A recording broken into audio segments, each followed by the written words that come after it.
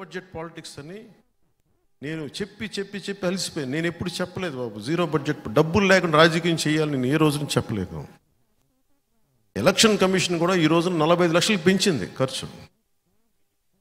ఎవరికి భోజనాలు పెట్టకుండా రాజకీయం చేసేద్దామంటే కుదరదు. కనీసం భోజనాలు పెట్టాలి. నా మీద వస్తారు అభిమానం. నేను నాయకులందరికీ మొన్న ఒకసారి చెప్పా, డబ్బులు ఖర్చు పెట్టాల్సిందే, ఓట్లు కొనాలా లేదా అనేది నేను చెప్పను. ఎప్పుడు అది మీరు నిర్ణయాలు తీసుకోండి, బాగా పనిచేయండి. అసలు ఓట్లు కొనలేని పరిస్థితికి ఉంటే సంతోషం. అది మనందరం ఏంటి ఒక అందమైన అబద్ధంలో బతుకుతున్నాం. దేశం అంతా అందరూ వేల కోట్లు ఖర్చు పెడతారు, కానీ ఎవరు మాట్లాడరు దాని గురించి. అందరూ సైలెన్స్ చెప్పి అలా కూర్చుంటారు. అంత ఫాల్స్ సొసైటీ అయిపోయింది. నాకు కూడా అన్నీ తెలుసా, నీకు కామం కూర్చొని చూస్తాను, నేను కూడా చూడాల్సి వస్తుంది. భవిష్యత్తులో ఇది మారాలి.